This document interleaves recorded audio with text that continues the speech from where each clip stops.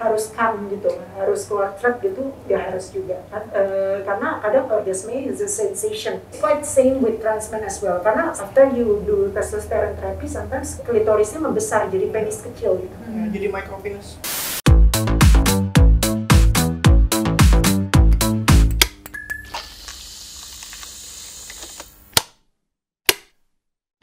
Terus I remember when I was a kid, aku nyoba baju sepupu aku yang kayak dress kecil gitu, and I feel so happy kayak, this feels good, like I really want this one. Kalau aku mungkin dari usia kecil ya, 3-4 tahun, dan waktu itu tuh ya mungkin nggak akan tahu ya definisi apa itu transgender, gender, identity, expression, dan lain-lain. Tapi yang aku tahu adalah waktu jalan-jalan di Bali, waktu itu aku pegang bunga, masih kecil, belum bisa ngomong lancar juga, tapi aku merasa bunga itu kayak merepresentasikan jiwaku. Itu kayak aha moment aku, kayaknya itu kayak core memory aku gitu loh. Sampai sekarang aku masih ingat periode aku pegang bunga-bunga putih itu, aku yang suka kan bunga putih. Kalau ada yang mau ngirim. Kode! So, yes. Oke, tadi kan kakak bilang yang bunga itu pas umur 34 itu ya, 34 tahun. Kalau transisi sosialnya? Transisi sosialnya saat aku koas justru. Itu kayak menantang banget. Waktu itu tuh aku sempat kayak Kara juga bargaining apa aku bisa juga gender fluid deh. Waktu itu udah mulai berekspresi, membeli baju-baju yang mulai gender neutral. Itu umur berapa, Kak? 20. It's actually a bit late karena memang pokoknya ada cerita menariknya deh, karena aku kan udah merasa beda sejak kecil, and I experience a lot of adversities lah istilahnya. Dari usia kecil tuh ada pengalaman bullying juga, ada pengalaman sexual abuse, terus kayaknya situasi keluarga juga kayaknya kurang ngerti gitu dengan apa yang aku alami waktu itu sesuai kebutuhan aku, dan sempat dibawa ke dokter, psikiater, psikolog ataupun dokter lainnya yang kayaknya kurang mengerti juga dengan what this child needs gitu ya. Ada periode malah aku disuntikin hormon testosteron, malah lebih stres gitu ya.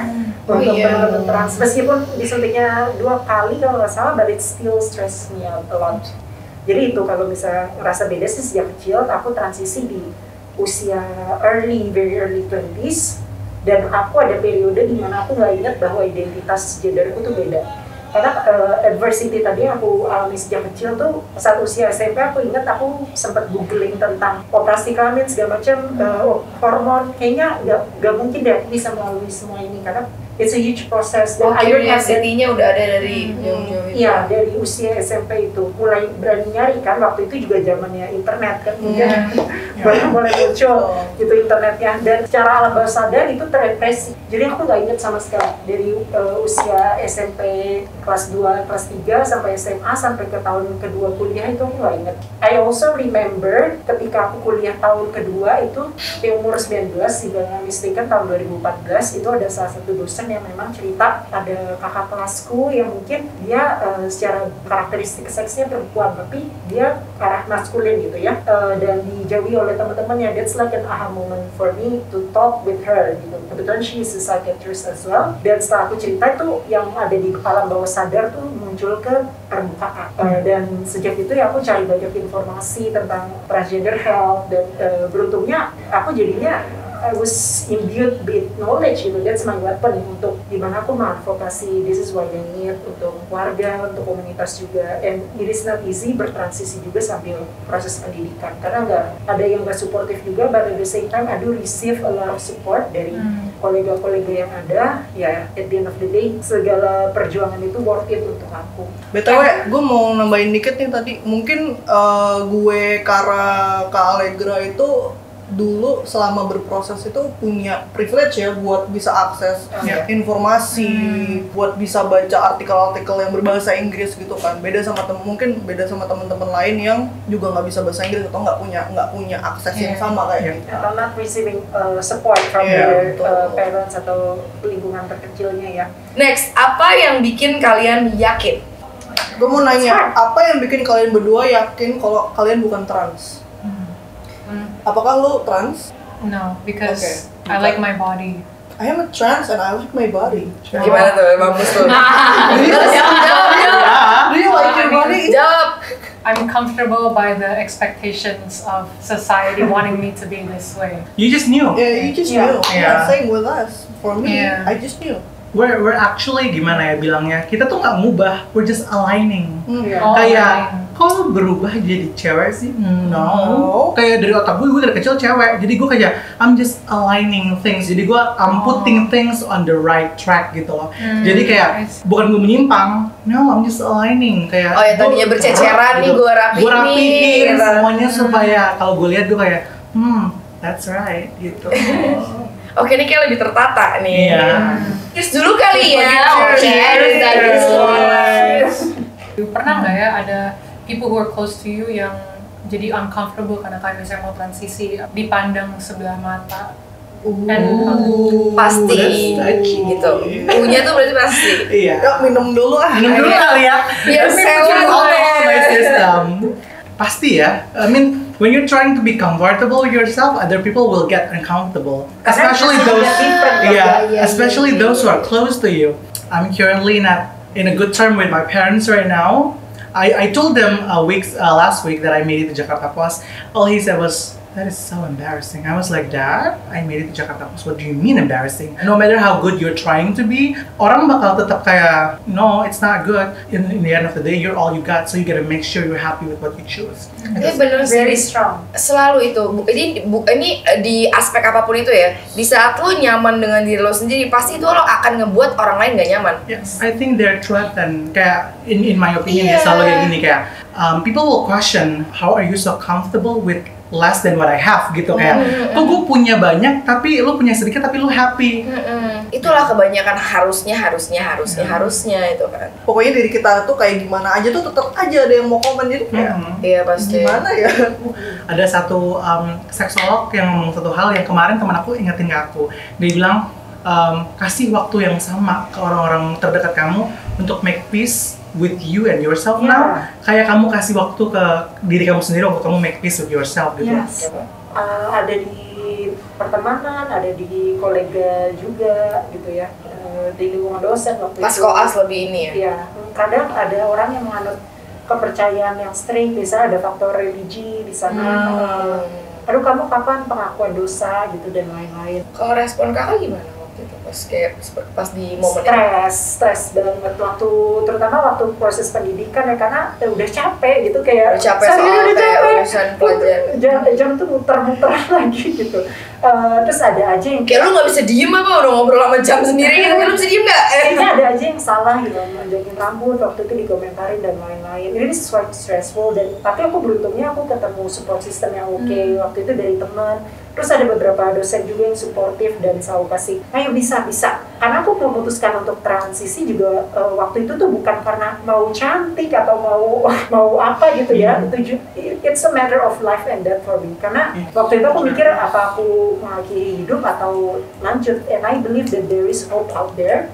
Bahwa mungkin situasi yang sekarang tuh kurang enak, tapi kedepannya pasti lingkungannya jauh lebih open. Ya, I decided to proceed my life, dan aku yakin sekarang kalau aku ketemu sama orang-orang dari masa laluku, entah dari pendidikan, dari teman-teman dan lain-lain juga, I think they hold different perspectives right now, because they see me living proof that you can be yourself despite what others think. Sebenarnya yang bermasalah tuh keluarga tuh emang paling susah, cuman kayak I let that go. Paling kalau teman terdekat sebenarnya enggak sih, karena gue itu selama ini milih siapa aja yang bisa jadi teman dekat gue, milih siapa aja yang bisa jadi support system gue. Jadi kayak kalau dia nggak bisa nerima eksistensi gue, they're not for me kayak gitu. Gue juga biasanya milih sih, pasti gue kayak ajak mereka kayak cek golongan darah dulu kayak Cek. kalau lu AB lu bisa ikut main sama gue gitu. Cuman ya itu tadi balik lagi, no matter what you do, kayak orang tuh pasti ada aja buat kayak ngejatuhin atau nge-comment lo. Apapun gitu loh. Jadi ya udah bisa-bisanya kita aja kayak bertahan dan memilih situasi di mana kita merasa aman dan nyaman gitu. Kakak ada nggak kayak pengalaman buruk banget gitu? Atau permasalahan terbesar kakak sebagai trans? Kalau trauma mungkin I'm not sharing the details, but I've experienced a lot of things. But at the same time juga I'm very lucky to have good coping skills, dan juga mungkin support system yang oke. Gue jawabnya permasalahan besar ya, sebenarnya bukan yang paling besar. Dulu sebelum gue transisi secara sosial, itu kan gue ke kamar mandi perempuan ya. Nah, kamar mandi perempuan tuh bersih banget. Oh, I know where this is gonna go. Kayak lo main kartu di situ, lo jongkok juga boleh gitu ya. Gue kayak wangi, tisu selalu ada, biasanya gitu kan ke mall-mall gitu. Tapi di kamar mandi laki-laki, astaga Tuhan, jorok banget. Kadang-kadang kalau di kamar mandi umum itu, kalau di kamar mandi laki-laki banyak stallnya kan? Bukan stall, apa sih namanya? Yang di urinoir. Urinoir. Itu banyak banget tuh berderet, tapi stallnya cuma ada 1 atau enggak 2. Lah gue kan nggak bisa nih ke urinoir kan, makanya gue kayak harus nungguin lama. Udah gitu, jorok banget kan, bisa kemana-mana, terus kayak salurannya ya, padahal titiknya ngarahinnya ke lurus, tapi kok salurannya nggak dari kiri. Emang man, please your hygiene please. I mean, man. Right? Gue tuh tidak merasa aman. Cuman sekarang tuh karena lagi pandemi ketolong pakai masker, jadi kayak ya udah pakai masker, orang juga nggak bakalan notice kan. Budaya, menurut gue ya, budaya di kamar mandi cewek sama cowok tuh beda. budaya loh. Ya, kayak apa ya, etiket gitu. Ini kalau di kamar mandi cewek kan banyak yang masih di situ dan ngaca. Kalau kamar mandi cowok enggak, kayak udah ngantri, masuk langsung keluar. Bahkan Iya, dia ngeliat dan punya cuci satu sama tangan lain. lagi. Iya, atau pikir sih kayak udah kiri, kanan, keluar kayak cabut ya. Oke, kalau Kara gimana? Pengalaman terburuk atau permasalahan terbesar? I don't know, I'm pretty at peace with myself now. Kayak mungkin dulu tuh aku kayak apa ya, more like apa sih namanya, body dysmorphia. I'm actually really hairy. I shave since I was in elementary school. Mau kemana-mana kalau mau pakai rok agak pendek, aku harus kayak apa namanya, shaving dulu atau apa. Tapi sekarang udah lebih santai sih. From your experiences and everything, do you guys think it's harder to get a job after you transition? Sebelum aku bertransisi, that was one of the things that is scary for me and also scary for my parents as well, karena aku kan transisi saat proses pendidikan, dan at that time I haven't seen any trans visible doctors. As long as I believe in myself dan juga believe in my competence, my training dan juga my knowledge, I think at the end of the day you just want to do your best. Dan beruntungnya sih always get tempat kerja yang suportif dan open-minded juga. Kalau gue pribadi ya, agak kesusahan buat cari pekerjaan. Kayaknya ini karena banyak faktor deh, selain karena faktor pandemi. Terus abis itu bidang yang gue mau masuk di situ, sama apakah mereka menerima gue sebagai trans apa enggak. Awalnya gue tuh ada nih beberapa kali interview yang gue udah masukin CV gue, nama gue sebagai Alex dan lain gitu. Pas interview, terus kayak somehow kayaknya mereka tuh tahu kalau gue tuh trans. Mereka jadi kayak udah kelihatan gimana ya dari cara ngomongnya Berbeda mereka. ya raut Iya, wajahnya. jadi kayak berbeda raut wajahnya. Nah itu tuh yang bikin gue question, itu antara mereka itu ngelihat gue kompeten apa enggak sih, apa gue tuh cuma dilihat dari gender gue doang gitu loh, identitas gue. Nah makanya itu kayak masih sangat-sangat abu-abu. Cuman yang gue tahu karena gue itu balik lagi, gue itu punya privilege buat dapat akses, gue juga punya privilege buat dapat pendidikan sampai setinggi ini gitu, dan punya skill, itu akan berbeda sama teman-teman yang lain, teman-teman trans yang lain untuk mencari pekerjaan. Oke, kalau gue sih, gue selalu bilang ini ke setiap interview gue atau kayak ketika gue jadi narasumber, I am very privileged. Gue nggak diusir dari rumah, gue dapat pendidikan yang layak, dan gue nggak pernah kesusahan kalau cari kerja. Tapi itu pun karena pekerjaannya tuh puji Tuhan selalu datang ke gue. Ketika gue pindah ke Jakarta, gue baru early transition gitu kan. Gue lolos di 2 korporat, yang satu gajinya lebih tinggi, tapi gue disuruh pakai student tie. Yang satu, gue bebas masuk kayak gimana, penting menuju kantor. Gue pilih yang gajinya lebih kecil tapi gue nyaman. Gue kayak yang penting gue bisa hidup dan gue nyaman gitu. Terus gue pindah ke kantor pusat, gue starting presenting as Kara Hana Marian, gue mulai pakai baju cewek dan lain-lain. Somehow Tuhan tuh baik banget buat gue gitu loh. Things are aligning for me gitu. Ada pertanyaan nih, kalau untuk kalian udah melakukan perubahan sejauh apa? I haven't done any procedure kayak surgery, cuman I take hormone replacement therapy. Itu sih estrogen sama testosteron blocker. Apa yang berubah tuh apa kalau gitu? Jadi kalau aku tuh yang kelihatan adalah my skin is getting very smooth gitu, rambut dan kuku lebih cepat panjang, distribusi lemak, this is my favorite thing in the world. Jadi kayak kalau cowok tuh kan gendut buncitnya ke depan. Nah kalau sekarang aku tuh lemaknya pindah ke paha, terus ke pantat, and the twins gitu. Jadi kayak ya, dan kayak the best thing about it, the thing right here sih. Jadi ketika kalau dulu pakai baju kan kayaknya rata, sekarang kayak ada yang nongol gitu. Jadi kayak let me showcase them today. Kalau gue tuh itu hormon terapi. Transmen itu hormon testosteron. Itu akan lebih ke apa? Itu tuh kayak apa sih, perubahan sekunder ya? Kalau Jadi bisa nunggu ini dong? Iya. Jenggot. Kalau jenggot atau facial hair itu lebih genetik ya. Kalau gue itu, keluarga gue kebetulan banyak facial hairnya. Cuman gue tuh nggak terlalu pengen facial hair, jadi gue sering shaving. Tapi di gue hormon sebulan 2 bulan itu kayak udah mulai kelihatan tipis. Kalau nggak sini itu jadi ada jambangnya panjang gitu. Suara jadi lebih berat. Ada juga facial structure itu agak berubah karena jadi kayak divine gitu loh. Kayak gitu. Menurut kalian menjadi atau transitioning menjadi trans itu berpengaruh ke orientasi seksual atau enggak? Oke, jadi menurut gue pribadi, gender, identitas gender, ekspresi gender dan orientasi seksual itu kayak hal yang sangat-sangat berbeda dan tidak bergantung. Finding out about yourself itu kan sebuah proses. Jadi mungkin kayak misalnya gini, kayak pertama kita tuh tahu soal identitas gender kita dulu. Nanti kayak kedepannya kan juga kita bisa juga finding out about our sexual preference gitu kan. Dan sebaliknya, kayak misalnya kita udah tahu sexual preferences kita, terus nanti baru kedepannya tiba-tiba kita tahu soal gender kita kayak gitu. Jadi kayak emang kalau buat gue itu hal yang sangat-sangat berbeda dan nggak berpengaruh satu sama lain kayak gitu sih. Sebenarnya nih, this question is very, very personal. So, how you guys do it behind closed doors? That's what Ada yang people are berubah nggak? wondering. What we do behind closed doors sebetulnya it varies, depends on who you are and what your partner likes. But at the same time, trans men too sometimes we're not viewed as masculine or ideal man because sometimes trans men don't have penis gitu.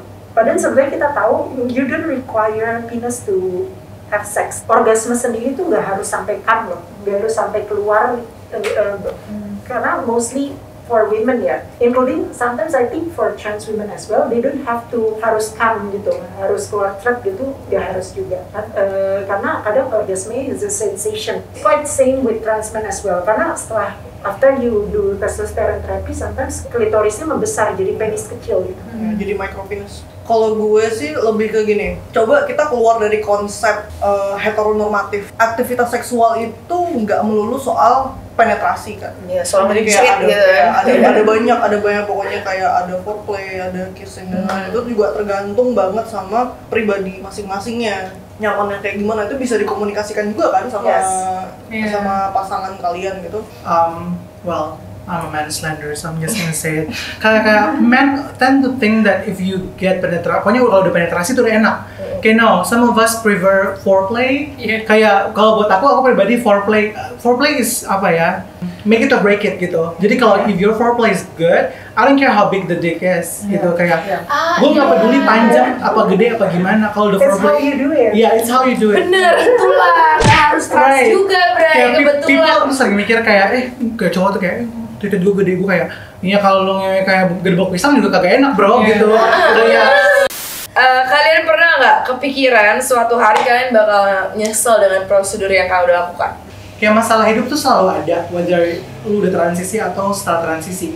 Tapi mending masalah hidup gue tetap ada, tapi gue otak gue udah nyaman nih. Gue udah seneng kayak, gue udah kayak mending gue menghadapi masalah ini while being fucking pretty. Daripada gue kayak menghadapi masalah, gue kayak gue harap rambut gue panjang, kuku gue panjang, gue udah pakai rok kayak. Mending gue menghadapi masalah-masalah itu saat gue menjadi seperti gue sekarang. Masalahnya bakal lebih banyak, yes. Tapi kayak at the same time gue kayak I can handle this, I can still look pretty and handle this shit gitu. Karena permasalahan pasti akan selalu ada. Cuma di saat lo nyaman dengan diri lo nggak ada perasaan kayak udah aman, cakep kok ya, lah gue sensitif, otot gue gede, mana masalah sini gitu.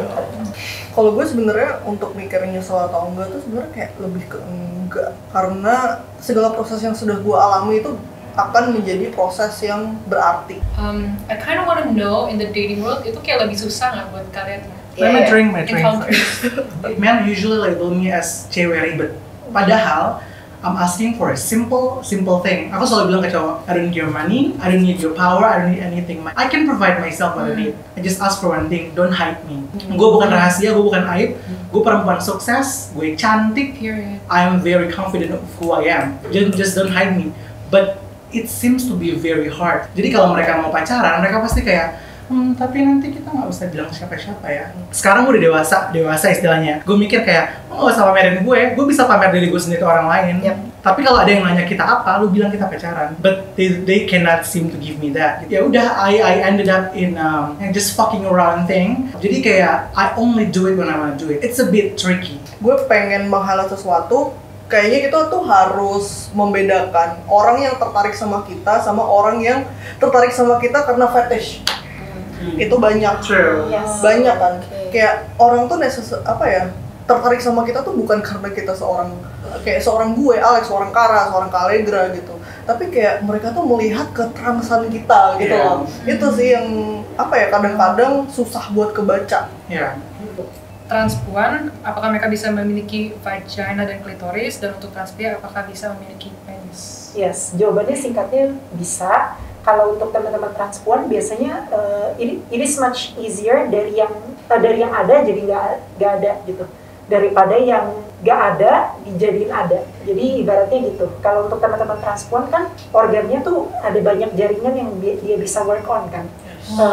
Sebetulnya prinsipnya sih penis dan juga klitoris itu sebetulnya organ analog. Jadi what they do is actually they invert dari penisnya sampai juga dari glans penisnya itu jadi klitoris gitu ya. Ini tergantung teknik surgery-nya apa. Terus dari skrotumnya itu bakal jadi labia juga. Testisnya tentunya dibuang ya dari bola. Dibuang, dikeluarin. Jadi bukan dipotong plak gitu. Jadi actually they inverted that. Jadi gitu dimasukin ke. Nah dari dari area penile shaft-nya ini bakal jadi terowongan vaginanya justru. Jadi dia dibalik. Jadi bisa masuk dong? Bisa dong. Tergantung dari teknik prosedur operasinya. Kalau misalnya dia ngambil jaringan dari perut, dari kolon gitu misalnya, dari saluran usus, itu dia bisa lubrikasi sendiri. Jadi tergantung depends on the technique of the surgery. Kalau untuk teman-teman transwoman itu it is much more easier dan clitoral orgasm rate-nya juga tinggi kan, tadi sekitar around 90% if I'm not mistaken di study-nya. So that's it. Jadi dia jadi bentuknya vagina dengan labianya, vulva dan lain-lain. Tapi bisa Kak, jadi vagina itu misalkan masuk gitu, itu berasa tuh rangsangannya kalau dimasukin? Bisa, dan ada canggih, Bray. Wow. Karena saraf kan. Iya, sih. Dan sarafnya yang dari penis itu kan di preserve. Kalau ke transpria Kak sekarang gantian, kalau ke transpria, misalkan dibuat nih penisnya, apakah bisa ngaceng? Nah itu actually depends on the type of surgery. Untuk teman-teman transman itu lebih much more complicated. Untuk dia udah hormonal terapi testosteron, biasanya klitorisnya tuh membesar. Di situ biasanya dari area labianya kucupin ke depan. Jadi kebentuknya kayak small penis gitu. Dan itu bisa buang air kecil, bisa diarahin jauh lebih mudah, dan fungsi sensasi juga masih utuh gitu. Bisa ereksinya tuh bervariasi juga. Oke, gue mau nambahin satu ekstra pertanyaan. Gue cuma mengutarakan apa yang pasti bakal ada di comment section. Pertanyaannya seperti ini.